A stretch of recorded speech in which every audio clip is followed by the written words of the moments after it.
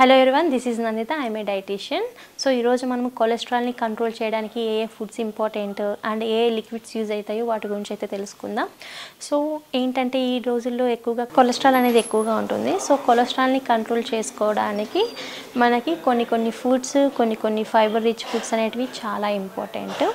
So cholesterol ఎక్కువగా ఉండడం వలన మనకి హార్ట్ ప్రాబ్లమ్స్ వచ్చే ఛాన్సెస్ ఉన్నాయి. హైపర్ టెన్షన్ ఉన్నవాళ్ళు కొలెస్ట్రాల్ ఎక్కువగా ఉంటే ఇంకా ఎక్కువగా సఫర్ అయ్యే chances, and hyper tension cholesterol ఎక్కువగా ఉంటే హార్ట్ ప్రాబ్లమ్స్ కూడా వచ్చే ఛాన్సెస్ ఉన్నాయి. కాబట్టి కొలెస్ట్రాల్ని మనం బ్యాలెన్స్ చేసుకోవడం చాలా ఇంపార్టెంట్. సో నేచురల్గా అయితే మన బాడీలో లివర్ అనేది కొలెస్ట్రాల్ని ప్రొడ్యూస్ చేస్తుంది. కానీ లివర్ అనే ఫంక్షన్ కరెక్ట్గా లేనప్పుడు అండ్ మనకు బాడీకి కావాల్సిన కొలెస్ట్రాల్ కన్నా ఎక్సెస్ కొలెస్ట్రాల్ ఎక్కువగా ఉన్నప్పుడు మనకేమవుతుందంటే హార్ట్ ప్రాబ్లమ్స్ వచ్చే ఛాన్సెస్ ఉంటాయి. సో కొలెస్ట్రాల్ని కంట్రోల్ చేయడం చాలా ఇంపార్టెంట్. కొలెస్ట్రాల్ అనేది 2 ఫామ్స్లో ఉంటుంది: హెచ్డిఎల్, ఎల్డిఎల్. హెచ్డిఎల్ అనేది గుడ్ కొలెస్ట్రాల్, ఎల్డిఎల్ అనేది బ్యాడ్ కొలెస్ట్రాల్.